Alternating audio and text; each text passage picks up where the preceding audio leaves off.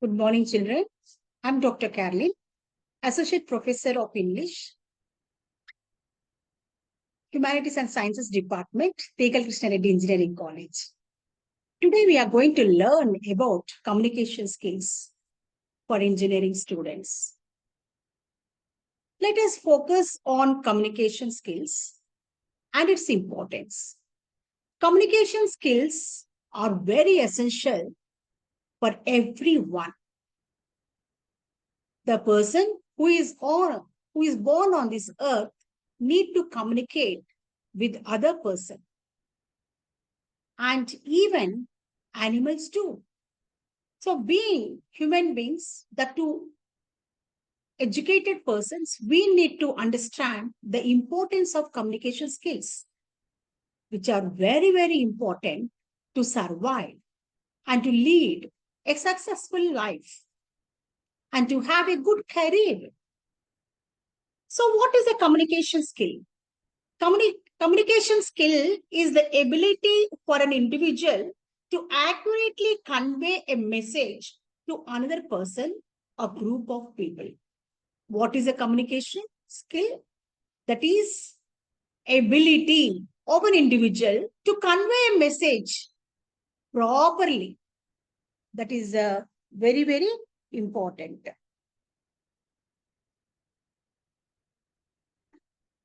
Okay, we have to convey properly. Communication is very, very important. So, what is a communication? So, we understood that communication skills are very important, especially for engineering students, because I want to focus on engineering students as I'm teaching engineering graduates. So, in that area, that as I said in the beginning, every human being required proper communication and skills to lead a successful life or to lead a happiest life. But especially for engineering graduates, communication skills are very, very important. We need to focus on in this area. So what is a communication? Communication means sharing of the information, sharing of the knowledge, sharing and receiving of the message. So communication, we observe that the person who is sending a message is said to be a sender, and the person who receives the message said to be a receiver. So in a communication, we notice that there will be two persons or more than two persons. We can communicate even in the group. Communication is very essential to convey a proper message. If you're unable to convey the message properly, the receiver will not understand and the communication turns into a failure one. So we need to know how to convey the message or how to convey the knowledge, how to share our views, our opinions. Okay, this is said to be communication skill. The ability of an individual to present or to convey a proper message to other person, and the other persons need to understand. The other person do not understand what the message was conveyed, the communication is said to be a failure communication. Being an educated persons, we want the communication to be a successful one. So we need to understand the process of communication and how we need to generate ideas and how we have to send a message properly where other person can understand. So in a communication, as I said, it requires a sender. So who initiates the communication? To transfer their thoughts or encode a message. So we need other person or group of people to understand our message. Okay. So the sending and receiving of messages, the people learn, understand, and behave all because of the information and ideas they exchange through communication. So what is a communication? Communication is exchange of knowledge, sharing of our knowledge and sending or what we say informing a message, conveying a message, informing a proper thought into words. Okay, and we convey it to the other person. So communication, a word derived from Latin. It is a Latin word, communicare. Communicare means to impart, to exchange, to share. So communication is to impart the knowledge. Communication is to exchange the knowledge, to understand particular the subject.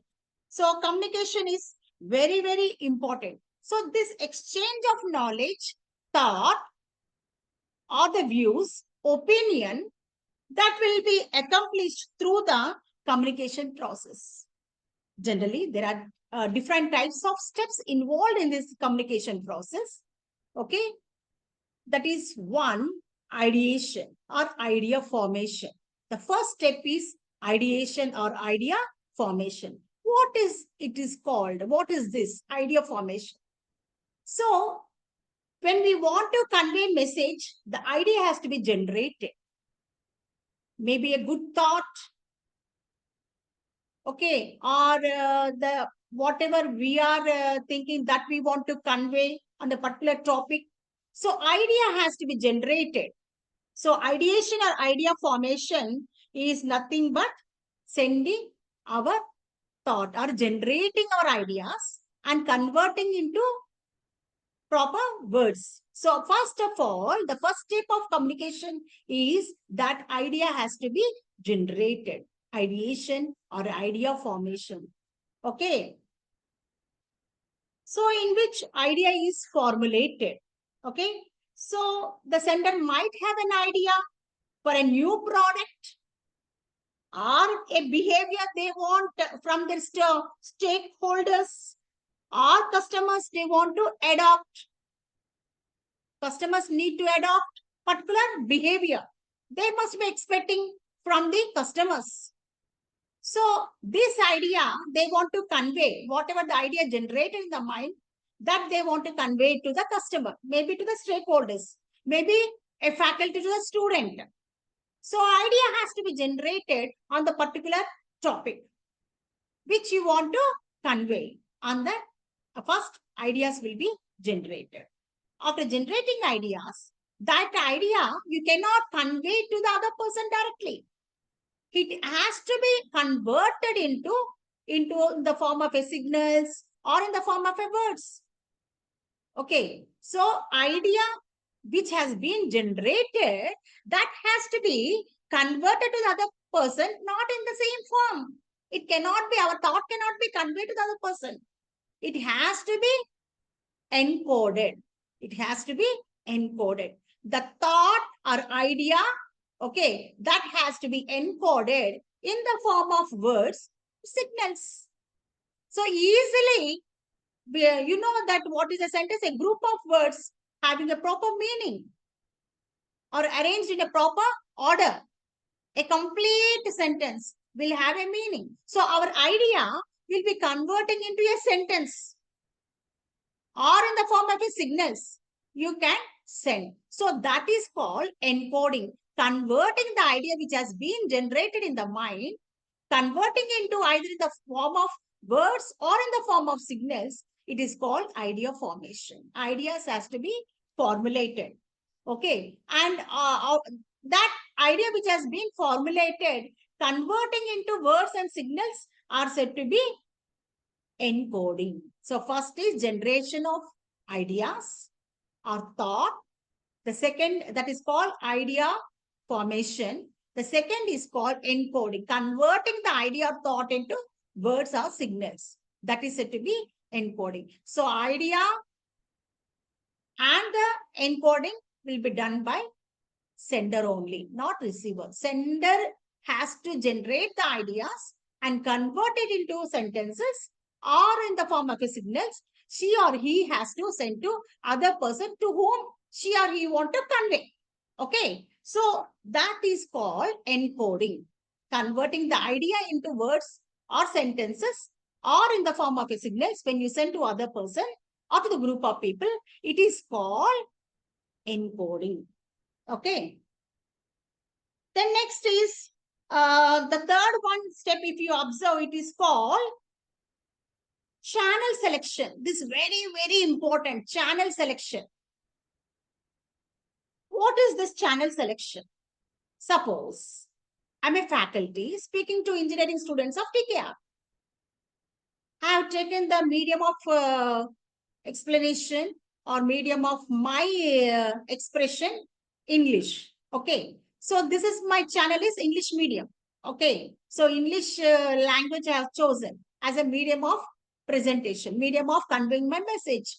Suppose the other students who are in the class, some 15 students, are not from English medium. They are from other country. For example, Spanish language, they do not know English or German language. So whatever the message I'm conveying, they may not understand. Okay, though English is universal language, international language, some countries, some students, some children will not talk English. So at that time, what will happen? My message will not be conveyed. Though I frame sentences properly, though I converted my ideas into proper message in the form of words, in the form of sentences, or in the form of signals, I conveyed the message to other person, but my communication fails because I didn't chosen the medium properly, the channel properly. I need to understand to whom I am conveying the message or the information. Okay, so channel, selection of channel is very, very important in communication process. Okay, in the step channel selection, the sender chooses the communication vehicle by which they believe the message will have the most impact. Okay, it can be speaking, writing, video transmission through emails, text messages, faxes, even non-verbal communication such as body language. Whatever you're taking up, the language or your body language or fax or video transfer, whatever it is the form, you need to understand the receiver's knowledge. How far receiver's understanding, receiver status, which channel is better for conveying the message. I'm a literate and to whom I'm sending a message is illiterate. If I send message of written form, the other person may not understand because he's illiterate. So channel selection of the channel is very, very important. You need to focus on this. Okay, so you have to understand to whom you are sending the message and which channel I need to select the appropriate channel which can able to convey my message properly, where other person, the reader or the receiver can understand. So selection of the channel is very, very important. The next step is decoding. Decoding is a part of the receiver. So receiver's role will be high in decoding.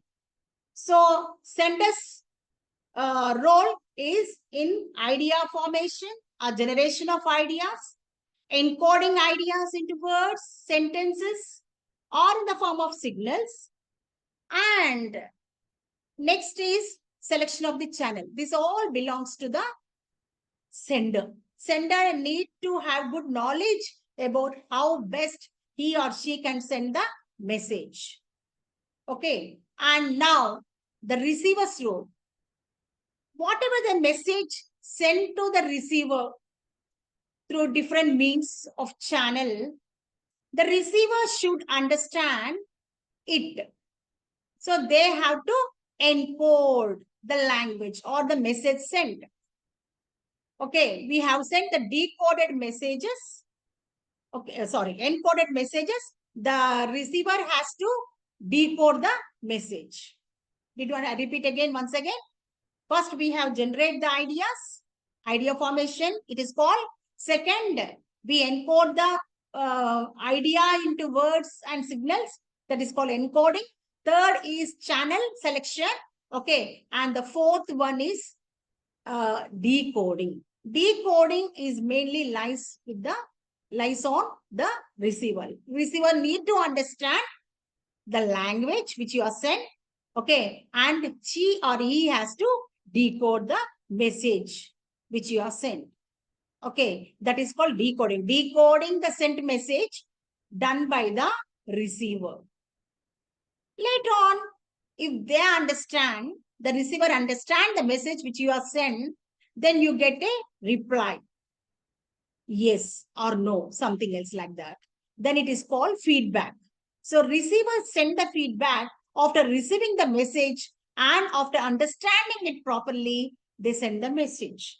That is said to be the feedback. So these are the different steps to involve in communication process. One is idea formation, or also called ideation. Second one is called encoding, transferring the thought idea into words, sentences, and signals. Third one is selection of the channel.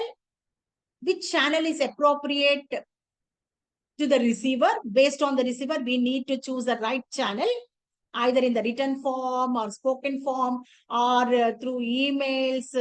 When we are sending a video through video, email or fax message, whatever it is, you need to select the proper channel where the other person can understand. Then the receiver receives the message, decode the encoded message, and understand it, and conveys the message, either positive or negative. It is said to be feedback. If you don't get the feedback from the receiver, again we can say it is a failure communication. So we have to, when you choose the channel properly, based on the channel and the based of encoded message, the receiver is able to decode and understand. When you get a feedback, then it is called as a successful communication. So engineering students, you have to focus on this, how best you convey the message, and you see that the receiver will understand your message and send a good feedback. Okay, so these are the different steps of communication. Now we are going to learn the two types of communication. How many types of communication are there? Two types of communication. One is called verbal communication. The second one is called non-verbal communication. What is verbal communication? The word itself giving us the information that using of words. Using of words. That is called verbal communication. So, verbal communication is the use of words to share information with others. Use of words. Verbal communication will be either in the form of a spoken or written. So verbal communication is classified into spoken communication and written communication. So spoken communication example, what I am doing now, the spoken communication. As well, I shared the PPT. Okay, I'm trying my best level to communicate with you through spoken language, spoken communication, as well as written communication. So when you use the words in writing and sending a message, maybe a text message, okay, then through email or through PPT, or by writing good projects, records, then memos, letters, all this comes under written communication. Okay, so I can say that verbal communication is a powerful tool in your communication toolbox. Okay, verbal communication is a powerful tool, especially for engineering students. You need to understand that you have to convey a message very perfectly, where the receiver can understand, either in the form of a spoken form, spoken communication, or in the form of a written. You have to present it properly. You have to convey the message more properly, meaningfully. Then only the other person can understand. And the scientist has found that if you assume communication as we assume it as 100, when we give the weightage 100% for communication. So we have now verbal and non-verbal communication, which has more weightage. Just now I said verbal communication is a powerful tool in your toolbox. Powerful tool in your toolbox. But But if you take non-verbal communication, the other type of communication is non-verbal communication. As I said, the scientists, they assume communication as 100. Then you want to do the weightage to the verbal and non-verbal communication. They found that non-verbal communication has more weightage than verbal communication, especially during interviews. So interviews, it is very important that you have to develop good body language. Okay. So if you make it, let us see the percentage of communication, as I said, 100. How much percentage we give to the verbal communication? How much percentage it weighs the non-verbal communication? Verbal communication, they found it is only the weightage is 40% and non-verbal communication weighs 60%. So that means much emphasis, much importance has given on the non-verbal communication. In which area, when it is so useful, especially during interviews. So engineering students need to focus on both verbal communication and non-verbal communication. Both are very, very important. So if you say that I mainly focus on my non-verbal communication as it weighs high, I focus on my non-verbal communication. I depend on these cues. No, it is not going to help you. You have to focus even on the verbal communication. You need to have good knowledge, good expression, ability of expressing meaningfully. That is very, very important. Okay. And non-verbal, that is the body language. So let us now focus the different types of non-verbal communication. Okay. One is facial expression. Facial expression is very, very important. So especially while you're attending an interview or you're talking to your elders, to your uncle or anyone, it is very essential how you maintain your face, how your expressions are. Face is the index of the mind. So you need to have a smiling face, cheerful face. When you maintain certain, that is a cheerful face, smiling face, your eyes will be bright. So it expresses that you're very confident. So during interview, don't keep a gloomy and long face. You have to be very cheerful. Okay, it's very, very important. Cheerful faces are important. That you need to keep it in your mind. So facial expressions play a vital role. When you frown or be gloomy, the HRs will easily catch up, understand that you're very dull. You're gloomy. You're not confident. Okay, when you're tense, easily it will be expressed on your face. HRs will notice that you're not confident. You did not prepare well for the interview. It is very important. Okay, facial expression is very important. You have to be very cheerful, smiling face. This will boost up the energy, positive energy. Okay, this will help you to present and face the interview bravely and boldly. So it is very, very important, children. And it properly conveys your message. And next, if you see the gesture, okay, the right gesture are very, very important. While you're talking, you use hands. So you can use your hands, you can move your hands appropriately. But if you make a violent movement of the hands, it looks odd. So appropriate gesture are very, very important. This gesture also exhibits your character, your nature, your attitude, your behavior. Everything will be noticed through gesture.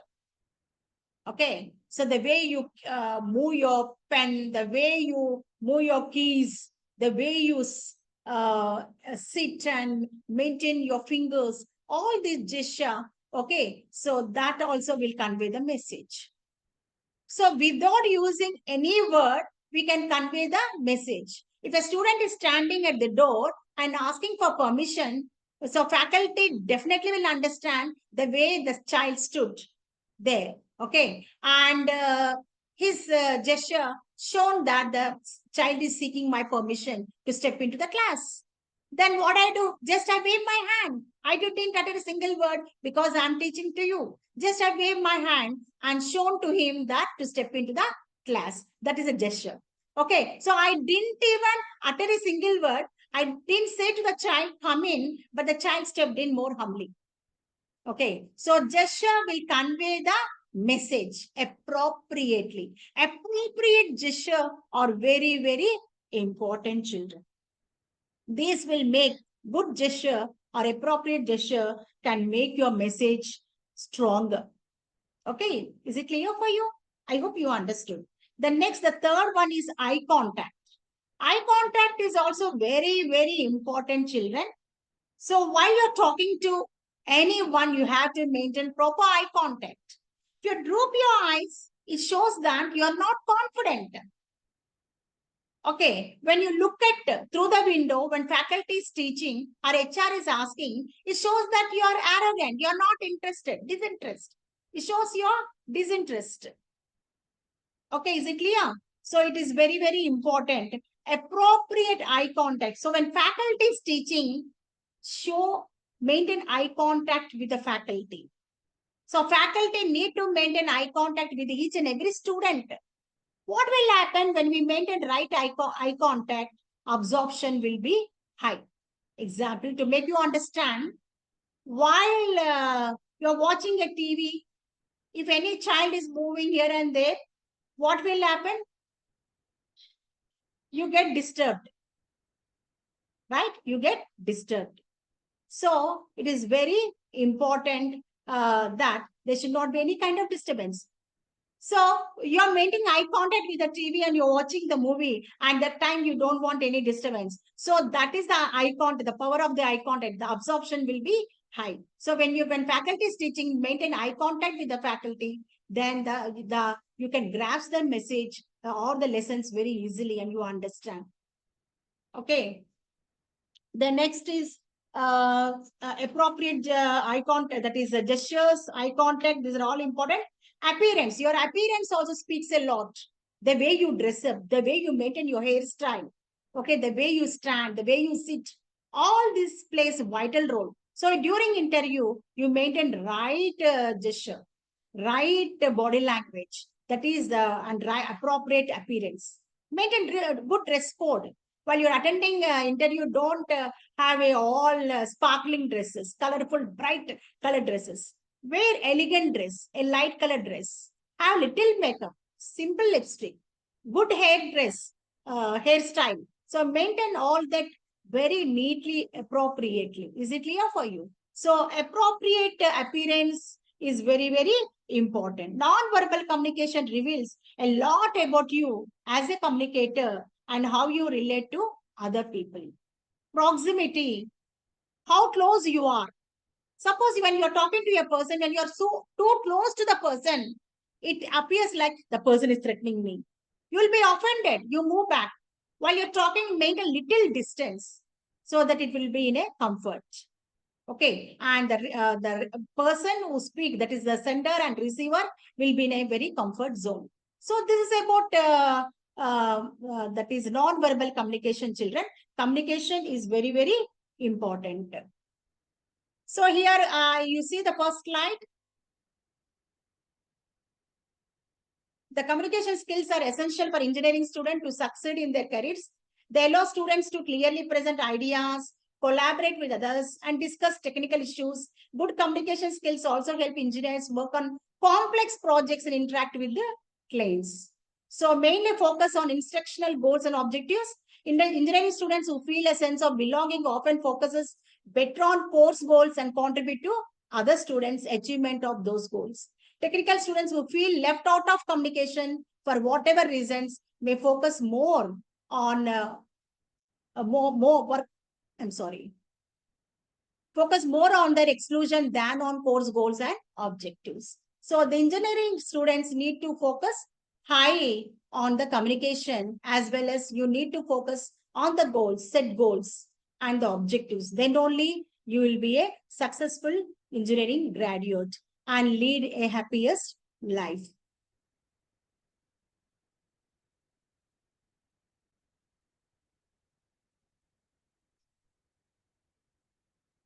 Okay.